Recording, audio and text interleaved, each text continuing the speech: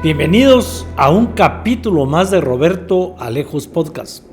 Yo aprovecho para darle las gracias a tantos amigos, amigas, organizaciones por las muestras de solidaridad que tuvieron para conmigo y con mi familia. Y bueno, yo le agradezco a mi amiga Carmen Aida Ibarra para que volvamos a tocar esos temas apasionantes, ¿verdad? No se vale que no se quede hasta el final, recuérdese. No se vale que no se suscriba, si usted no se ha suscrito, ahí la suscripción ha parado un poquito, ¿verdad? Hay que presionar también la campanita para que avise cada vez que subimos un capítulo, porque tenemos capítulos extraordinarios.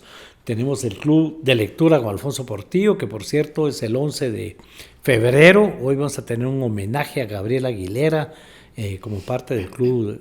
Tenemos capítulos de Metra, que es indiscutiblemente el tráfico y el tránsito, un problema ya nacional inmanejable, admitido por él.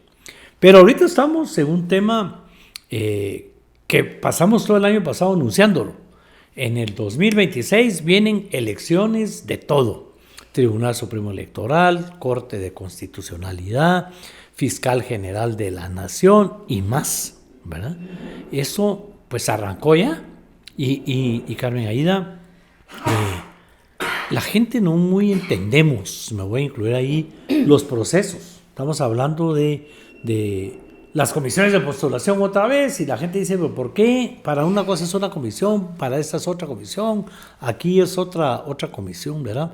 Entonces, ¿qué mejor que Projusticia para, quienes realmente, los reyes, la reina de las comisiones de postulación, para explicarnos primero el tema de comisiones de postulación, una repasadita, digamos, porque ahorita estamos en pleno proceso para elegir Tribunal Supremo Electoral y esto se ha vuelto complicado, ¿verdad? Bueno, gracias de nuevo. Muchas gracias.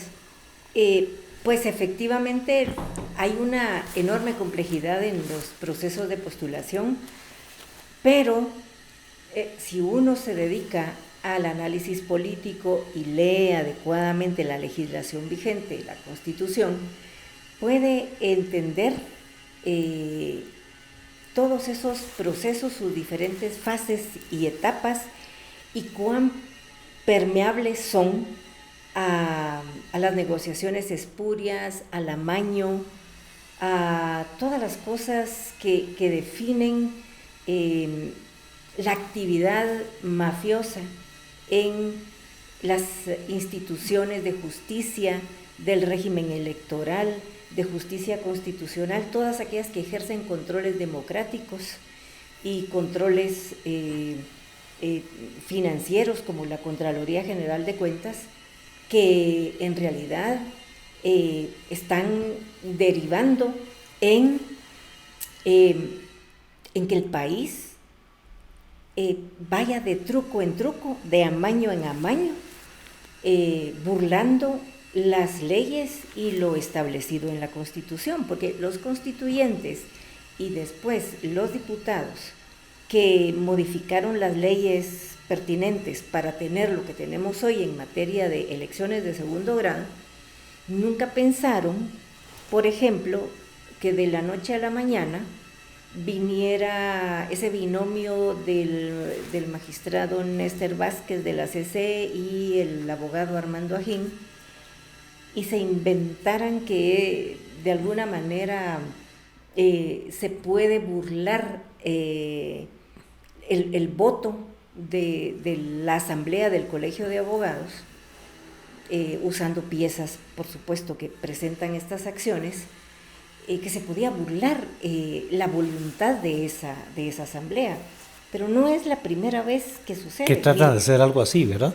Digamos ahí para dejarlo claro, los constituyentes dijeron electo por la asamblea del Colegio de Abogados. Así es. Ya en aquel entonces habían carreras afines, no es que se fueron sumando después, y han votado por 40 años. Pero el problema es que como tienen cooptado el sector justicia y la Corte de Constitucionalidad, entonces es fácil para quienes hacen este amaño pedir vía amparos que les arreglen la situación.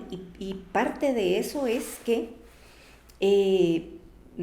toman decisiones que ajustan su triunfo, que ajustan los votos que necesitan para tomar ciertas decisiones. Por ejemplo, Walter Mazariegos, ¿qué hizo? Se fue de amparo en amparo, y todos los jueces y las salas de apelaciones hasta llegar a la CC validaron todas las movidas, todo el amaño que hicieron a lo largo del proceso de elección del rector, y sobre todo lo último, que ahí por supuesto votaron por él, pero no dejaron entrar a los cuerpos electores de otros candidatos, entonces no hubo votos de oposición, pero no lo impidió él, no lo impidió un juez, sino la orden fue háganlo con los que estén presentes. Claro. Y entonces, ¿qué pasó? Que hubo grupos armados, grupos de choque alrededor del centro de votación, del lugar donde estaban votando, y no dejaron pasar a los electores de los otros candidatos. Entonces, con los que estaban presentes se hizo él con el triunfo y todo estaba sellado por jueces, salas de apelaciones y CC. Luego también vimos cómo ese mismo año, en el 2022, vía un amparo, los decanos que no querían la reelección de Consuelo Porras se vieron forzados a votar para incluirla en la lista, que era lo que se estaba esperando para renovar su gestión por otros 4 años más. Entonces, como vemos, son amparos. ¿Cómo se desnaturalizó el amparo? Totalmente. ¿En qué momento? Ajá. ¿Verdad? Luego, vemos que ahora Néstor Vázquez y Armando Ajín arreglaron todo para que la sala sexta, donde están magistrados que son leales, de su equipo, leales a ASPA y a UGAP, sobre todo a UGAP, ¿verdad? Dicen que los de las ciencias, los profesionales de las ciencias afines no pueden votar. Entonces quieren sacar a los candidatos que reciben ese voto de los profesionales afines. Quieren ir a una segunda vuelta entre Néstor Vázquez y Estuardo Gálvez. A ver, van a medir fuerzas, eso es lo que ellos esperan. A ver... dejando a la otra licenciada fuera con el voto supuestamente pues eso de las carreras afines. Exactamente, pero toda esta situación, y podríamos decir muchas más, bueno, vimos cómo el alcalde Ciero se reeligió también en la ANAM, usando artilugios para que no hubiese más planillas. El mismo estilo. El mismo estilo. O sea, le juegan la vuelta a los reglamentos, a las leyes, a la Constitución, y ahí tienen jueces, tienen magistrados que lo avalan absolutamente todo.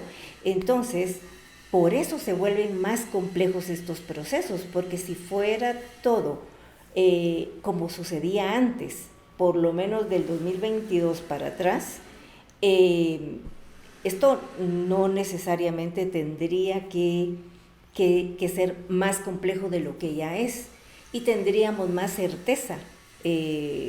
Toda esa falta de certeza que se ha vivido en torno a lo del colegio de abogados pega fuerte y desincentiva y caldea los ánimos. Entonces eso no es bueno para los procesos de postulación y en términos generales para las dinámicas políticas en el país. En el país, pero bueno, digamos, ahorita estamos en esta etapa, Tribunal Supremo Electoral. Así es. Para recordarle un poco a quienes nos están viendo, escuchando, la comisión de postulación son 5 personas, rector de la Universidad de San Carlos, ya Carmen Aida explicó con mucha claridad lo cuestionado de esa elección como rector, el decano de Derecho de la Universidad de San Carlos, que por lo tanto pertenece a ese mismo equipo y ha sido electo de la misma manera, ¿verdad? ¿Sí? Y el rector, un rector representante de las universidades privadas y el decano de Derecho representante de todas las universidades privadas. Digamos que de ellos dos no tenemos ningún cuestionamiento porque lo eligen entre ellos, entre las distintas universidades. No, pues yo creo que las dos grandes manchas y tachas con las que empieza su trabajo la comisión de postulación precisamente radica en los dos rectores. En los dos rectores. Primero, porque Walter Mazariegos viene siendo cuestionado desde el 2022, cuando se hizo con la rectoría mediante todo ese proceso truculento y fraudulento. Y en el caso del rector de la Universidad Panamericana, que es el que eligieron para representar a los demás rectores, pues tuvo realmente una baja votación, ¿verdad? Porque fueron solamente seis votos y son 16 universidades privadas las que existen actualmente legalmente establecidas, 17 con la pública, que es la San Carlos. Aunque el rector de la universidad de más reciente aprobación, la americana, todavía no participa en el foro de rectores, así que estaríamos hablando de 15 rectores. De 15 rectores y solo votaron 6. Pero en realidad él sí tiene un impedimento. La ley electoral es la única que establece impedimentos muy claros para integrar esa comisión, y es lo relacionado con el tener la calidad de ministro de culto. Pero además el rector Maynor Herrera también es de esa alianza multisectorial que ha promovido que se respeten los resultados electorales, que el binomio presidencial no tomara posesión, que los diputados no tomaran posesión, porque supuestamente hubo fraude. Además, él está muy anidado en la corriente Ríos Montista por la religión, por los colegios, por la universidad. Ha estado muy vinculado a esa corriente. Entonces, esos rectores son las grandes tachas. O sea que ya ahí empezamos mal. Grandes tachas, el rector de las privadas y, por supuesto, vamos a seguir criticando al rector de la Universidad de San Carlos. Así es. Más el decano de Derecho de la San Carlos, que entra dentro de ese proceso de elección fraudulento, claro, porque han ido manipulando todas las elecciones, ¿verdad? Pero más allá de cómo llegaron al cargo, hay que tomar en cuenta que ya en el ejercicio del cargo, tanto el rector Mazariegos como el decano Arriaga han avalado toda una serie de acciones desde el Consejo Superior Universitario que los deslegitima, porque han reprimido la libertad académica, han incurrido en despidos injustificados, ilegales, han suspendido matrículas de estudiantes y han expulsado estudiantes solamente por criticar. Tenemos denuncias importantísimas. Aquí hay gente que me pide cita, mire, yo critiqué a este decano y entonces no me dan privado, fecha para mi privado, y a otros ni siquiera lo hicieron antes de su público. Y quienes no tienen ese problema, digamos, por lo menos las denuncias que nosotros hemos recibido es que en la Facultad de Derecho hay algunos docentes que cobran, ¿verdad? Eso yo lo he platicado abiertamente con el doctor Galvez, por ejemplo, y sí, ellos lo saben. Sí. Y el consejo desintegrado, y tiene órganos vencidos, digamos, con periodos vencidos, que no quieren ser renovados, no los quieren renovar para que no gane la oposición. Sobre todo los cargos en que votan los estudiantes, donde definitivamente no ganarían ellos. La Corte de Constitucionalidad ha dado resoluciones en las que obligan al Consejo a convocar a elecciones y no se les da la gana, y desacatan, no obedecen y no sucede nada con ellos. La CC no pasa más allá de emitir sus resoluciones, y no vaya a ser uno quien incumpla, porque entonces sí le certifican lo conducente, pero no se trata de esta alianza multisectorial por la impunidad, porque entonces no. Alianza sectorial por la impunidad, ese es el resumen. Multisectorial, ahí están partidos políticos, diputados, jueces, magistrados de aquí y de allá, empresarios Sí. narcos, todo esto están ahí. Toda la gente que no le conviene que la justicia sea lo que debería ser en este país. Y son los que financian, sobre todo políticos y empresarios. En este caso que estamos hablando del Tribunal Supremo Electoral, son los que financian las campañas de los partidos políticos o de candidatos en específico. Y ya hay campañas millonarias en el caso de los candidatos a la Corte de Constitucionalidad. Por ejemplo, Maynor Moto empezó campaña como en octubre del 2024. Néstor Vázquez, ni se diga, se ha mantenido una campaña permanente. Carmen, terminemos Tribunal Supremo Electoral. 5 integrantes. Aquí tuvimos a Goyo y a su suplente en una entrevista. Digamos, prácticamente, aunque les haya costado ganar y están haciendo un gran trabajo y todo, no cuentan.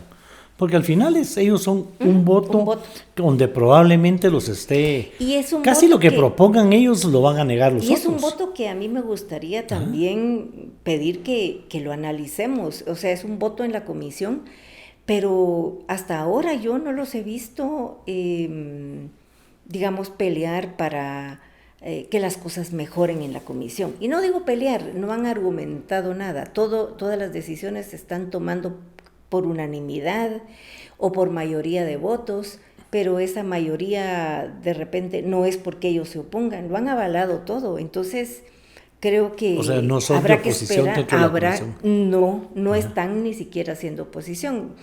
La comisión tiene su página web, pero de nada sirve que tenga su página web y que uno pueda hacer clic y entrar, porque no hay mayor cosa que ver. Por ejemplo, no han subido los expedientes. Hay 181 candidatos al Tribunal Supremo Electoral. 181. Eso algo sin precedentes. Algo que nunca se había visto. No. Donde van 2 magistrados actuales buscando la reelección, donde va de todo ahí. Entonces, ¿verdad? En esa página no hay nada. Entonces, ¿para qué existe? Sí. Pues hay un video donde cada uno de los 81 dice que son los grandes salvadores del mundo, ¿verdad? Y de la democracia en Guatemala, pero uno quiere ver el expediente, ¿verdad? Porque hay muchos que están publicando hasta sus diplomas de parvulitos. Entonces, bueno, hay que ir a hurgar un poco más en los expedientes. Y hay que ver, porque ya tuvimos experiencias de que a lo mejor hasta los diplomas de parvulitos son falsos. Ya conocemos a muchos. Por ejemplo, usted mencionó a los 2 actuales magistrados, Irma Palencia y Gabriel Aguilera. Sí. No sé por qué tuvieron la osadía de presentarse, pero ellos no están en condiciones de ir a pelear por una candidatura, por una reelección. Pero bueno, lo han querido hacer. Ellos su proceso ni siquiera se ha abierto el proceso, ahí van todavía, no los han ligado. Mire, no, una cosa es que ellos sostuvieron el resultado de las elecciones generales y por eso ganaron un buen perfil, pero eso no los exime de responsabilidad por todo lo que hicieron antes de la primera vuelta, que fue desarmar partidos políticos, mantener vivos otros partidos políticos que no debían estar, impedir candidaturas. Entonces hay, digamos, una estela, una trayectoria de malas decisiones que ellos tomaron antidemocráticas. Ellos también eran parte de esa alianza multisectorial por la cooptación de las instituciones y la impunidad. Bueno, aquí tuvimos una entrevista con Méndez Ruiz, ¿verdad?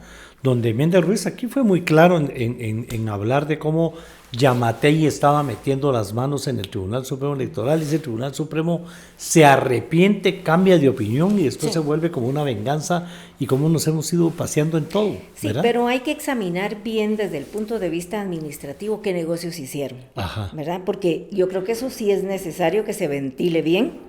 Y sí, por el bien de ellos, hay dudas, ¿verdad? Por el bien de ellos es urgente que esos casos lleguen a su fin, se quedan a medias en los procesos. Lo único, ¿verdad?, es que, por supuesto, aun cuando ellos tengan responsabilidad, no necesariamente tenían que sacarlos del cargo, ni hacer todo lo que hicieron, porque en realidad a quien afectaron fue a la institución, al tribunal. Porque ellos se fueron de vacaciones, estuvieron operando desde lejos, luego regresaron. Después no se integraban, porque los suplentes no llegaban. Y ahora han cobrado todos los salarios caídos. ¿Ah, sí? Sí, ya cobraron todos sus salarios caídos. ¿Para qué hacer que el Estado incurra en esos gastos? ¿Verdad? Ese tema de los salarios caídos le hace un daño terrible al Estado, porque los despiden, se pasan 3 años en el juicio, ganan el juicio y entonces hay que pagarles 3 años de salarios que estuvieron cobrando salario en otro lugar, ¿verdad? O sea, porque es ahora, permitido. Y por lo demás, o sea, ellos tienen que dirimir su situación jurídica. Bueno, pero ahí están. Ahí están. Estamos en etapa precisamente de tachas. Cuando esto esté al aire, vamos a estar ahí terminando la etapa de tachas. Sí. 180 y pico, de los cuales hay varios que ya no regresaron. Yo vi un par de conocidos que llevaron su papelería, ellos no se las devolvieron y ya no los volví a ver ahí. Hubiesen sido más, pero digamos, los que sí completaron su papelería son 181 a los cuales inscribieron, pero hay 4 que tienen al final incompleto el expediente. Algunos llegaron, parece que tenían graves problemas en el expediente y por lo tanto se retiraron, ya no regresaron. No les dio tiempo a ahora hay 4 que tienen la oportunidad de subsanar errores y omisiones en el expediente si es que los comisionados interpretaron mal la configuración o la conformación del expediente.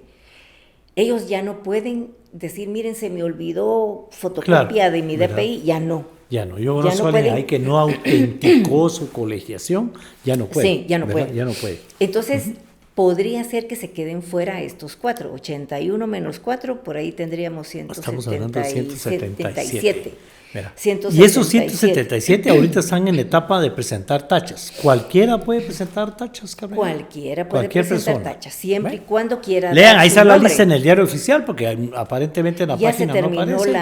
Ya se terminó la etapa, pero puede gritar las tachas en los medios de comunicación. Mire, eso sí, en las redes sociales. Yo no fui a decir que me robó tal cosa, pero me robó. Sí.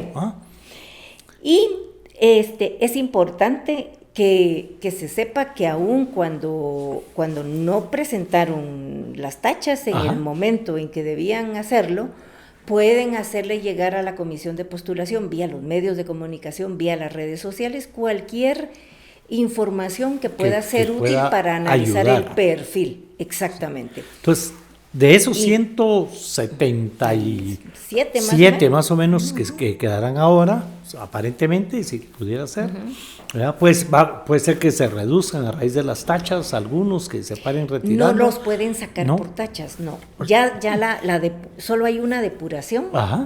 Y es cuando entregan incompleto el expediente, cuando hay errores y hay las omisiones. Tachas solo se harán públicas para que la gente sepa o para que la comisión. Para que ojalá las hagan públicas, porque la comisión nos está jugando. No ha hecho públicas las tachas. Nos está jugando, sucio, porque no han publicado los expedientes. Y esperemos que publiquen las tachas. Por eso yo digo, ¿de qué sirve tener una página web si no están ahí los expedientes de los candidatos, si no van a colgar ahí las tachas? Pero bueno, ahí está Goyo y Edgar para que exijan que eso se suba a la página o algo por lo menos, ¿verdad? Que eso esperaría uno. Eso es lo que uno esperaría, pero yo ya no tengo muchas esperanzas ahí. De ese tema. Entonces... de ahí ellos tienen una tablita de gradación, se llama. Fatal, muy mala. Que van dando punteos. Sí, pero en este caso dan puntos por haber tenido un cargo. Por ejemplo, alguien fue diputado 10 años, entonces tiene tantos. Fue juez, tantos. Fue magistrado de la Suprema, o sea, tuvo tantos años de ejercicio profesional. También tiene. Si tiene cargos, tuvo o ha tenido cargos en lo electoral, por ejemplo, tanto, por tantos años, tanto. Entonces dan puntos por años trabajados, pero no hay cómo examinar cuál fue el resultado de ese trabajo, la calidad de ese trabajo. Fue un buen diputado, fue un buen magistrado, fue un buen funcionario del Tribunal Supremo Electoral, o fue de los que amañó resoluciones a favor de ya con eso le estamos cerrando políticos. La puerta a la gente joven, que tiene poco tiempo de ejercicio profesional.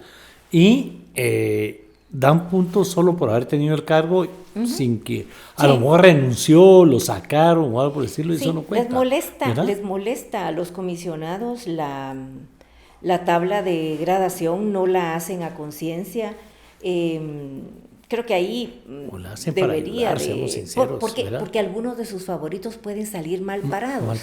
Entonces prefieren regalar puntos por 10 años, por 5 años regalan puntos, ¿verdad? Bueno, Carmen Aida, el finiquito esta vez no es el requisito, ¿verdad? Eso nos pone en contradicción, porque muchos siempre hemos peleado porque el finiquito no sea un requisito, hablando de la presunción de inocencia. Pero la ley electoral exige que haya un finiquito para poder ser inscrito candidato a un cargo de elección. Aquí el finiquito no es requisito.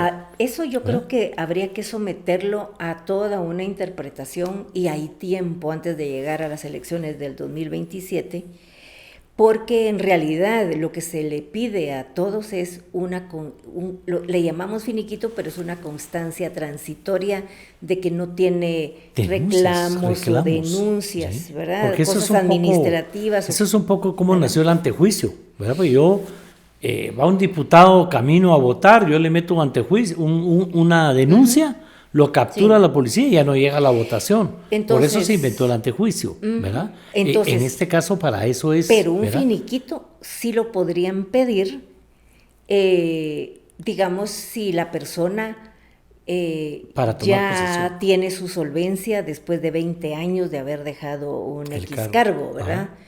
Pero...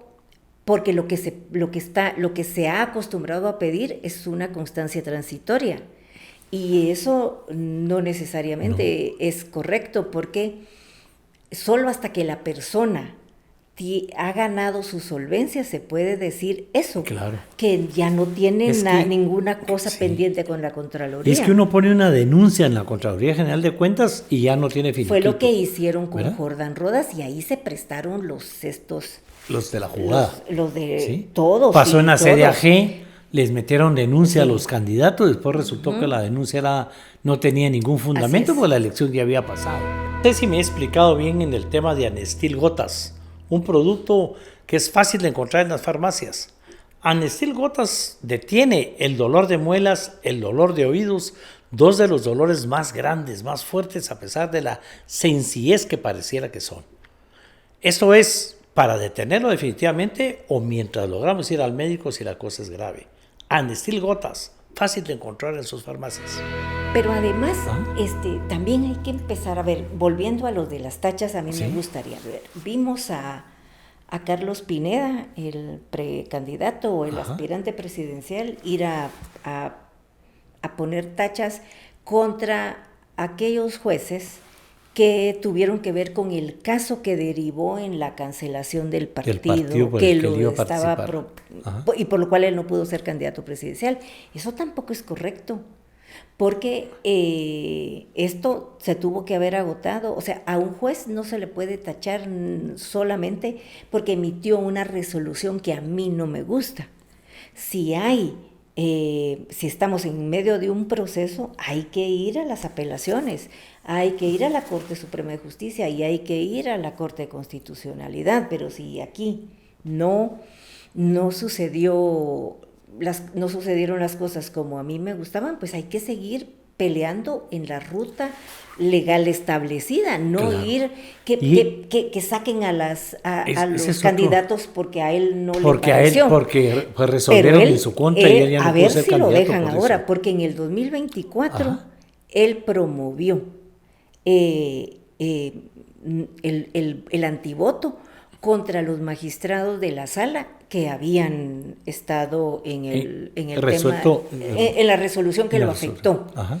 Y en el Congreso se lo aceptaron y acabaron largas carreras que no necesariamente eran tachables. Pero miren todo el daño que nos causa, porque a los constituyentes jamás nos pasó por la mente esa judicialización de los procesos. Hoy cualquier tema es un amparo, ¿verdad? Hablamos fuera de cámaras, yo sé que Carmen no lo va a decir, pero hablábamos es una diarrea de amparos, decíamos, bromeando fuera de los micrófonos. Pero es que diarrea de amparos o cursos de queja, apelaciones, amparo sobre amparo sobre amparo. O sea, ya ahorita es un caos de amparos esto que se movió en la última semana y sobre todo el fin de semana. Yo creo que ¿cómo hacemos para recuperar la verdadera esencia del amparo? Del amparo. Es que, digamos, cuando el doctor Skinner Clay dijo no hay ámbito que no sea sujeto al amparo, no se refería a que uno pueda ir a cualquier sala, que fue lo que ha estado pasando, en donde 2 de 3 dan un amparo, dan el amparo provisional.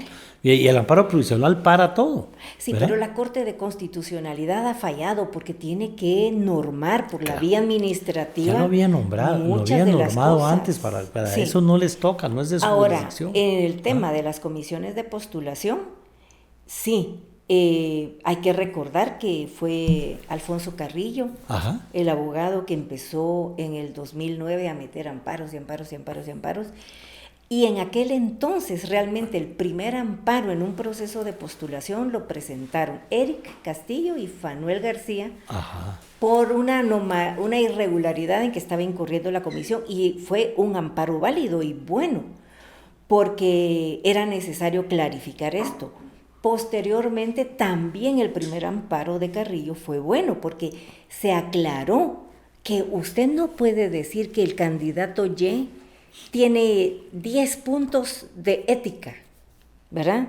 O tiene 30 puntos de ética o 20 puntos de ética, pero no le puede dar, y yo le doy solo 5, o yo le doy 10. Bien subjetivo. No se puede hacer una valoración o una cualificación parcial y subjetiva totalmente. De los méritos éticos. Y en este caso, por eso, basados en su ideología, en que están del otro bando. Entonces, por eso la CC dijo, o le dan todo o le ponen 0. Entonces las comisiones empezaron a poner sin puntos los méritos éticos, y a mí me parece que es adecuado, porque si no, eran puntos gratis, regalaban 30 puntos, 20 puntos. A sus amigos. O de repente a los enemigos. O menos puntos a los enemigos. O sea, muy declararon 0 puntos en ética a varios candidatos porque eran del bando contrario en la elección de Contralor General de Cuentas, por ejemplo, en el 2010. Claro, y ¿verdad? Para ellos haber votado por el otro era antiético. Pero de ahí para acá ha habido tantos amparos que mediante uno... Y la gente Carmen no entiende, y no tiene por qué entender, si uno no tiene por qué conocer el sistema de justicia. O sea, la gente viene un abogado o una abogada, presenta su papelería, llena los requisitos, no tiene tachas, y entonces ya le toca a la comisión decidir si pasa o no pasa dentro de los 20 que le tiene que entregar al Congreso de la República. Pero un amparo por cómo se integró la comisión. Bueno, vienen desde los amparos por cómo está integrado el Consejo Superior Universitario. Los amparos, cómo se integró la comisión. Amparos por los requisitos que están pidiendo. Se ampara el candidato porque no lo dejaron inscribir. O sea, y al final... No, esto ha sido terrible. Del 2010 para acá, cada vez hay más y más y más y más amparos que entorpecen los procesos y los hacen muchísimo más complejos.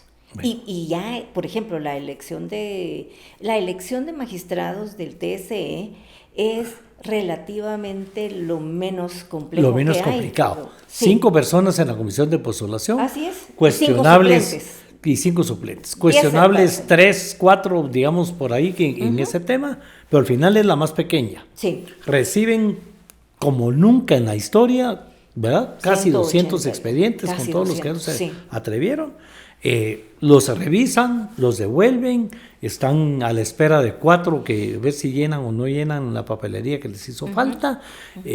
Ahora reciben las tachas que no las hacen público y tienen que de ahí con su tablita de punteo, para que entendamos qué quiere decir la tablita van a regalar de gradación, van a regalarle puntos a los que les convenga, para poder pasarle 20 candidatos al Congreso de la República. Y en el Congreso ya eso es antes de predeterminado. Eso es cuando eso tiene que ser el 19 o 20 de febrero. De febrero a más tardar. Sí, por eso es que es tan pequeño el lapso que hay que aprovechar cada día, y la comisión la comisión lo está haciendo todo así para salir del paso. Esa es la pura verdad.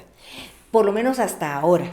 Habrá que ver a partir de ahora con qué talante manejan ya el examen del perfil. El perfil es otro. El perfil no es un copy-paste de los requisitos que dicen la Constitución y las leyes aplicables. No. Una cosa son los requisitos y otra es el perfil. ¿verdad? Ya se sabe que tiene que ser abogado mayor de 40 años, al menos 10 años de ejercicio profesional, tener las mismas calidades que para hacer esto o lo otro, que tiene que ser honorable, de reconocida honorabilidad, pero después usted tiene que definir qué perfil quiere. ¿Quiere gente democrática para que vaya a consolidar los formatos democráticos desde el Tribunal Supremo Electoral, desde el régimen electoral?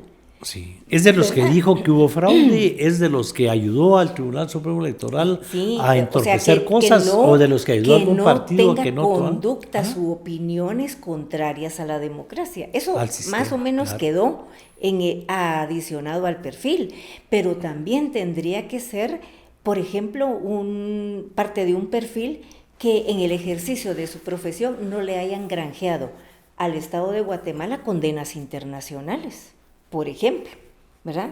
O que no, en el ejercicio de la abogacía no hayan sido asesores o representantes o mandatarios consuetudinarios de gente del crimen organizado. Claro. Hay unos que se especializan en tener solo narcos en tener ese tipo de clientela claro. y no lo ocultan. Sí. Ese es el perfil que se habría que ver.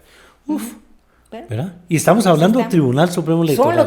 Solo Tribunal Supremo Electoral. Estamos hablando de y después llega a manos de una entidad, ¿verdad? Un organismo del Estado, como es el Congreso de la República, eminentemente político.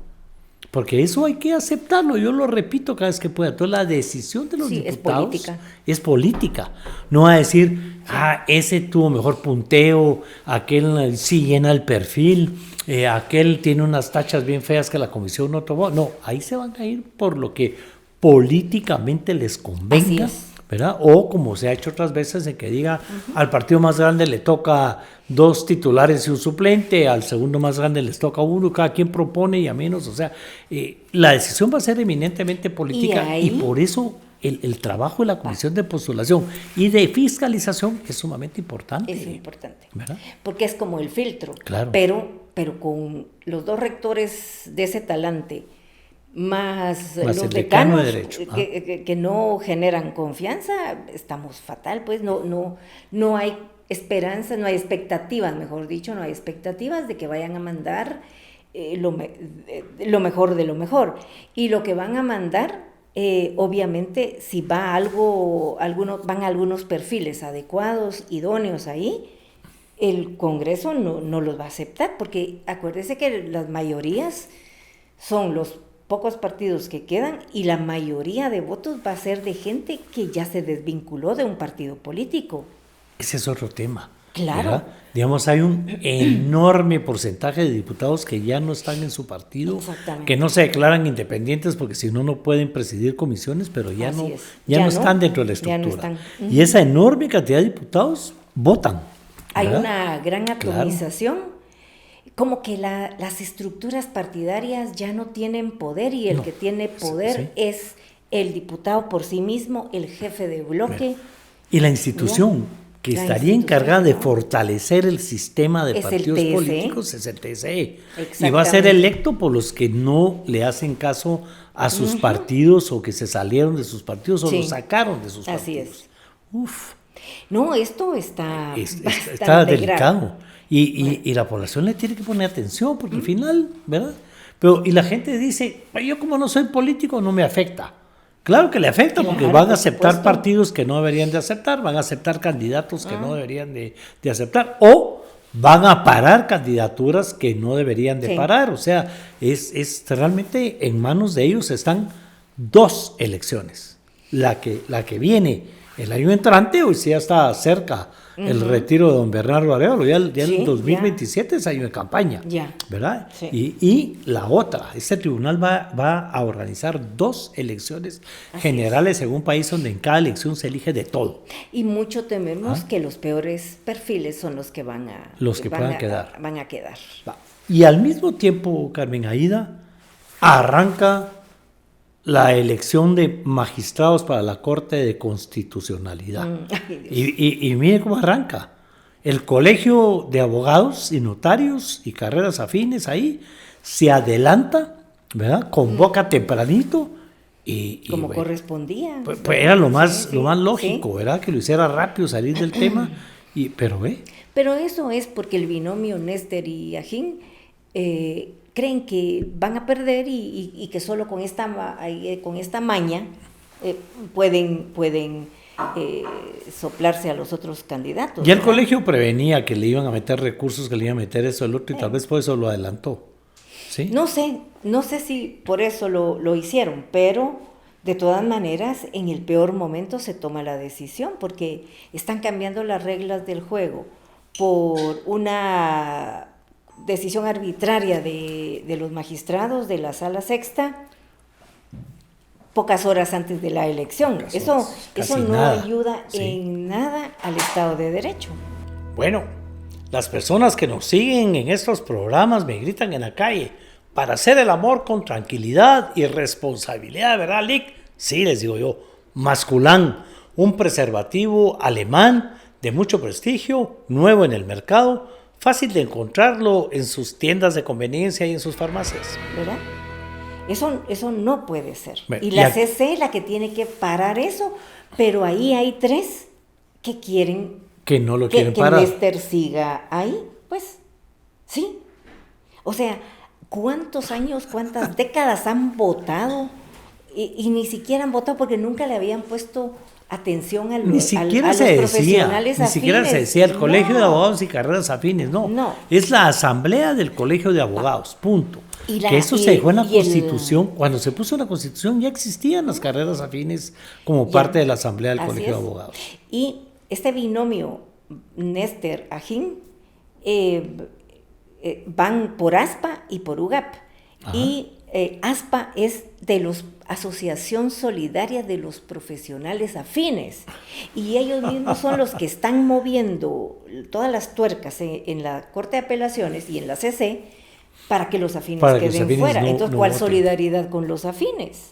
¿Verdad? Porque entonces, es que no les conviene. No les conviene. A ver, y eso que en la Corte de Constitucionalidad no hay comisiones de postulación. Esto lo que demuestra, ¿verdad?, es que son gente con dinero, con cierto poder transitorio, que en realidad no son dirigentes gremiales, porque no están poniendo los intereses de su gremio por delante, sino que están poniendo por delante solo sus propios intereses. Pero, bueno, todavía tenemos mucho que ver, falta que pase mucha agua bajo el puente, porque en el caso de la CC tenemos 5 procesos en uno solo. Son 5 elecciones para elegir una corte. ¿Qué va a ser el presidente? ¿Cómo lo va a hacer? El presidente de la República elige él en Consejo de Ministros. Consejo de Ministros, por supuesto. Elige los ministros titular, tendrán que suplente. decir amén a lo que el presidente diga.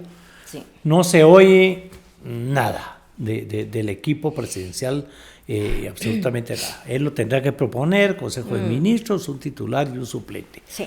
2, el Congreso de la República, que empezó a recibir expedientes, que yo tampoco entiendo el tema de por qué hacer el show de recibir expedientes cuando realmente es un acuerdo político. Mentira que van a escoger de todos esos expedientes. Lo que sucede es que se hizo costumbre que se aplicara la ley de comisiones de postulación de manera complementaria, porque lo que rige este proceso de elección en 5 entes electorales es la ley de amparo. Ajá. Y la ley de comisiones de postulación, por ser muy democráticos, la empezaron a aplicar después de, 2011 creo que fue la primera elección que hubo de CC, ya con la vigencia de la ley de comisiones de postulación. Fue, aprobamos juntos. Eso fue en el 2009, claro. 2009. Ahí estuvimos. Exacto. Ahí precisamente. Y usted no quería. ¿verdad? Me acuerdo, ya hablamos de ese tema, ¿verdad? Pero fue precisamente cuando fue el caso Rosemer, que no queríamos como gobierno poner la comisión de postulación. Después de vino el tema caso Rosemer, decidimos apoyar, se aprobó y se usó por primera vez ahí en el 2009. En el 2009. ¿Se acuerda que hicimos mención de Monseñor, el arzobispo metropolitano Gonzalo de Villa, que decía, ustedes quieren un reality show? Y usted le dijo, sí, monseñor, queremos un reality show, ¿verdad? Que todo sea transparente y abierto. ¿O qué quieren? ¿Que sesionemos en la Plaza de la Constitución? Pues no tanto porque es a la intemperie, pero algo parecido. Algo parecido. Y me acuerdo, sí. Y así empezó, ¿verdad? Así empezó el tema. Así empezó. Y entonces la empezaron a adoptar sin que haya obligación, pero exactamente. El Congreso empezó a recibir expedientes, ya. Y ¿verdad? El presidente de la República no tiene por qué. Miren, aquí ¿quién más elige? El colegio otra vez. El colegio. Es en esa parte la que Corte estamos. Suprema de Justicia. Ahí votan solo los magistrados. Sí, el presidente de la República y el Consejo Superior Universitario. Sí, ¿verdad? Estos 5 entes. Todos aplicaban la ley de comisiones de postulación y el primero en hacer esto así público fue cabal el doctor Estuardo Gálvez cuando él era el rector. Pero poco a poco se fue promoviendo el voto nominal. Y eso fue lo que ya la CC dijo que no se puede porque la ley de amparo dice taxativamente que el voto debe ser secreto. Entonces, a raíz de eso fue que se anularon la elección de Gloria Porras, porque fue el único pero que pudieron pero que le encontraron para que Gloria no fuera reelecta. Para que ella no pudiera tomar Entonces, hablando de Corte de posesión. Constitucionalidad, el Colegio de Abogados ya empezó y estamos en esta, voy a volverlo a decir, diarrea de amparos, ¿verdad? Sí. Y que cuando esto esté en el aire no sabemos en qué va a parar, va a estar todavía en pleno proceso de cuestionamientos. El Congreso de la República, que ya empezó a recibir expedientes, y un además, Congreso sumamente dividido. Pero lo del Congreso es todavía peor. A ver. Porque cuando empezaron con esta modalidad de aplicar la ley de comisiones de postulación, decidieron que los jefes de bloque iban a hacer las veces de comisión de postulación. Ajá. Pero esta vez la junta directiva no se quiso quedar fuera y se suman a los 17 jefes de bloque, 9 de la junta directiva. Entonces tenemos una comisión de 26 personas. De 26 personas. Entrevistar. ¿Cómo van a hacer eso?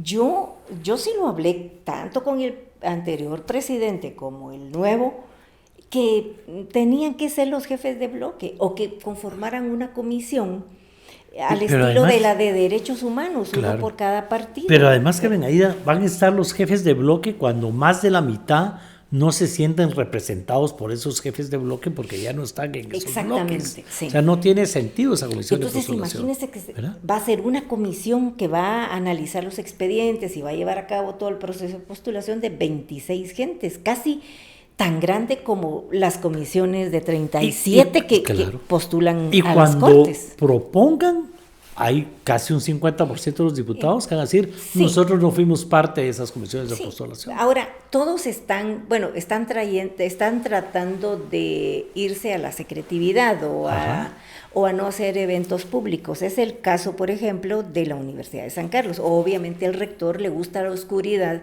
le molesta el deslumbramiento solar, como dirían es un Drácula. En 100 años de soledad, porque el deslumbramiento solar mata cualquier bicho, ¿va? Entonces no le gusta la publicidad, no le gusta tener ahí cerca a los medios de comunicación. Ni siquiera enfrenta a los medios de comunicación, no les contesta nada. Entonces digamos que colegio de abogados, ya vimos en qué estamos. Consejo Superior Universitario va a ser todo apunta a que se van a ir a encerrar a un hotel y ahí lo van a hacer, o de repente lo hacen de manera virtual, porque así hacen todas sus cosas. Claro. Imagínense Y los esa poquitos, cosa. porque no están integrados. Sí, y exactamente. A menos que Javier gane el amparo y lo entrampe. Y otros, porque hay varios amparos, como 3 amparos, cuestionando esa convocatoria. Y entonces, si ganaran los amparos, habría que convocar a otro consejo, terminar de integrarlo, entrampados ahí. Sí. ¿Corte Suprema de Justicia lo va a hacer público? Por supuesto que no. No, parece que ya tomaron la decisión de hacerlo también cerrado, cuando siempre había tenido lugar en la sala de vistas. Claro, en cambio ahora se reunirán los 15 y ellos van a saber de dónde sacan los nombres, porque no se ponen de acuerdo ni para elegir a su presidente. ¿Qué relajo va a haber ahí para poder elegir a su representante ante la Corte Ahora, los que están presionando para... O sea que el único que no tiene problemas es el presidente de la República. No, pero igual se va a encerrar, parece. Claro. Ajá. No lo va a hacer público. No lo va a hacer público. Aquí el va a decir, que lo hizo, estoy escogiendo entre estos 4, sí, no, ¿verdad? No, ahí va a ser como los demás presidentes que dijeron en una conferencia de prensa, miren, les anuncio que he decidido nombrar a fulano o a fulana, sí, que la tradición es buscar entre su equipo o entre sus amigos al mejor abogado. Sí. Así llega Leila Lemus como la secretaria general de la presidencia de Yamatei. Era la mejor abogada que tenía Yamatei y la vuelve magistral. Pues ojalá el presidente, ¿verdad?, Bernardo Arévalo utilice otros criterios, pero sí, pareciera ser que todo apunta a que va a ser cerrado. Aquí realmente el único presidente que lo hizo diría más Aquiles o menos Pichones, abierto, no, porque no llenan la edad. No del equipo los Pichones, diría Aquiles, porque no llenan la edad. No. A él le convendría tener al de mayor edad. Ajá. Para que presida primero. Exactamente. Porque se tiene que proteger, ¿verdad? Sí, entonces tiene que poner a alguien. Ha de estar buscando. ¿Verdad? Ay, van a empezar a salir nombres, ¿verdad? Sí. Pues sí, lo ideal para el presidente, nos estamos atreviendo a darle un consejo, es que él escoja a alguien de mayor edad para que sea el presidente de la CC el primer año, que es cuando más peligro corre, o si mucho el segundo cuando ya no esté. Pero fíjese que el presidente de la Corte pues sí administra ese, ¿qué? 5% del 2% del presupuesto de la Corte, es un poder más que todo administrativo y financiero, porque para la toma de decisiones es un voto más. Es un voto más. Como ahí no todos hay los demás. respeto al presidente, como es en el Congreso de la República, donde se vuelve un dios, ¿verdad? Bueno, en la Corte Suprema, donde ya lo vimos con el presidente anterior, con el pobre Oscarito Cruz, que él votaba solito.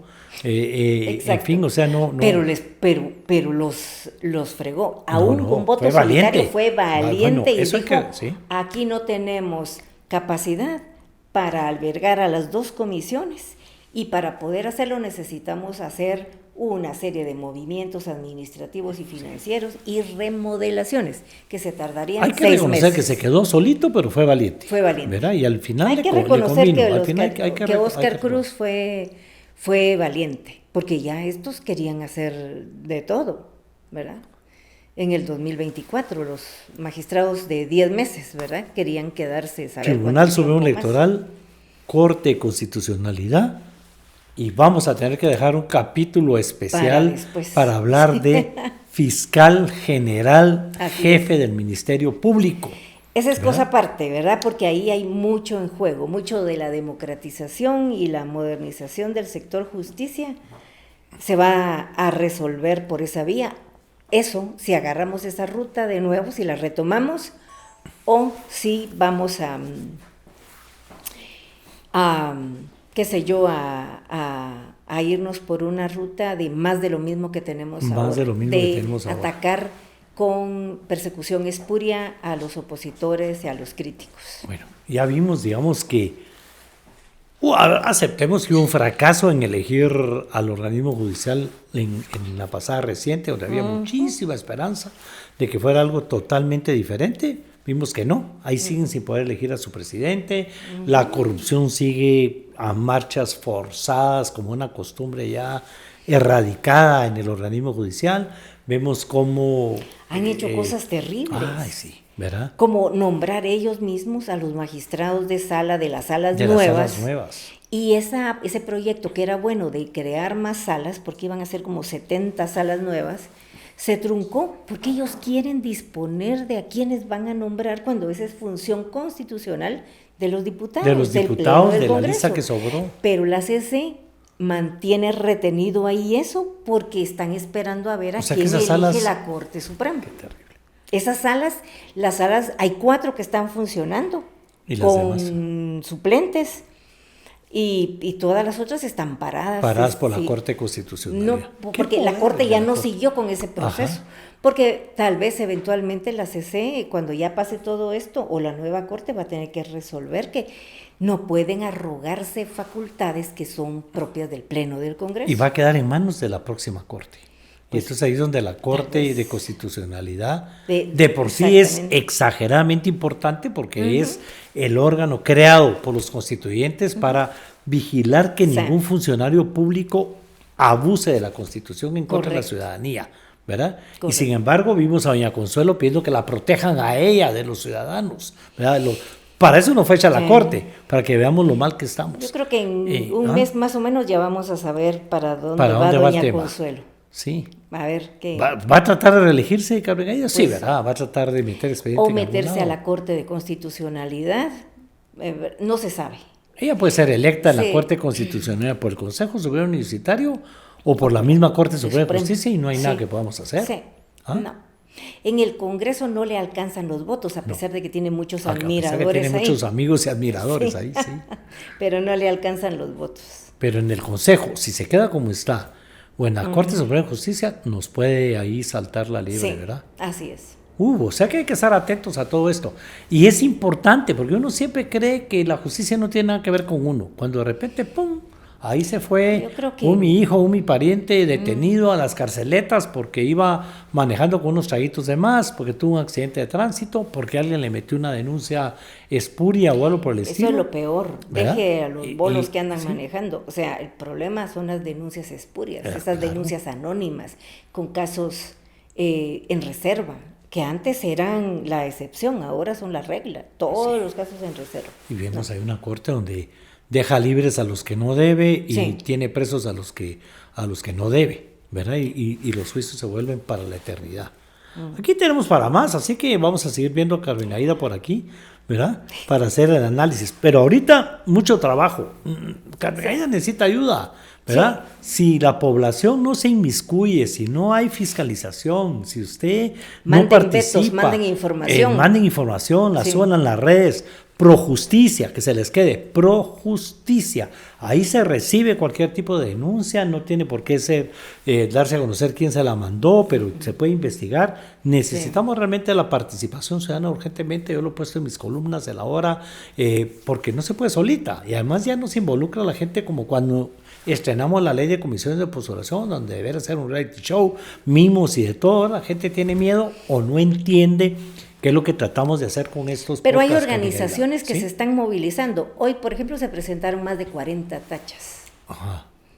Se presentaron más de 40 tachas. De 180 y pico. De 100, sí. ¿Verdad? No sé la calidad, qué tan buenas tachas, sean. ¿Verdad? No sé, porque no siempre habrá que ver, pues, porque pues también han llegado diputados a presentar tachas como José Chic, Adín Maldonado, bueno, el presidenciable Carlos Pineda, entre otros, ¿no? Que son tachas muy sesgadas y muy en contra de ellos, contra jueces en contra de los jueces. Sí, pero la del diputado Chic es muy buena, es bastante fundamentada contra el PDH. Ajá. Contra el PDH. Sí. Bueno. Las otras no sé. Bueno, como pueden darse cuenta, tratamos de hacer esto lo más didáctico posible y agradecemos a amigas como Carmen Aida que nos ayuden a tratar de explicar en qué estamos y cómo estamos, pero lo más importante es que ustedes entiendan lo importante que es para este país. Tribunal Supremo Electoral es el que inscribe candidatos o candidatas, el que inscribe partidos, el que organiza las elecciones, el que se asegura que no haya fraude electoral y en esta oportunidad lo hará en 2 elecciones generales. ¿Sí? Cualquier tema de esos lo va a resolver la Corte Constitucional y después de pasar por toda una Corte Suprema de Justicia que nos sirve, ¿verdad? Y entonces es importantísimo que vigilemos cómo se elige a la Corte de Constitucionalidad. Y nada de esto sería posible si no hubiera complicidad entre el Ministerio Público y las Cortes. Correcto. Y entonces ya vamos a entrarle al tema del Ministerio Público, porque la forma en que doña Consuelo se reeligió no es la forma correcta, ¿verdad? Y tenemos que evitarlo a todas luces, ¿verdad? Hay que rescatar todas esas instituciones y la Universidad de San Carlos, sobre todo. Ese es otro tema. Sí. La única universidad estatal y está en trapos de cucaracha, ¿sí? Cooptada, totalmente. Cooptada. En manos del crimen organizado, del lado oscuro. Violentada en su libertad académica, con despidos ilegales y con violaciones al derecho a la educación superior de los estudiantes que han sido sancionados por cosas menores, sancionados con expulsión o con suspensión de la matrícula. Eso es grave. Grave. Todo por no estar del lado de los que se la están robando, sí, o ya se la robaron. De los esos que tienen escuadrones ahí violentos. ¿Cómo son? Los que le temen a la claridad, ¿no? Al deslumbramiento solar. Al deslumbramiento solar, muy bien. Bueno, gracias por llegar hasta aquí. No se vale que no haya llegado hasta aquí, ¿verdad? Y no se vale que escriban, que no escriban, ¿verdad? A Projusticia. También aquí pueden hacer sus denuncias. Vamos a encontrar alguna manera de abrir un espacio para que puedan hacer denuncias anónimas. Vamos a contribuir en ese sentido. Por supuesto que todas serán investigadas y si no tienen ningún fundamento. Pero, bueno. Hoy sí hablamos de un montón de gente, así que, pero a todos los he invitado y nadie viene. Ahí alguien me critica, ustedes siempre los del mismo sector, los del otro sector también están invitados, pero no vienen, ¿verdad? Así que si usted se sintió ofendido, aquí estamos, una tacita de café, todo lo arregla. Gracias, Carmen Aida. Nos vemos hasta el próximo capítulo.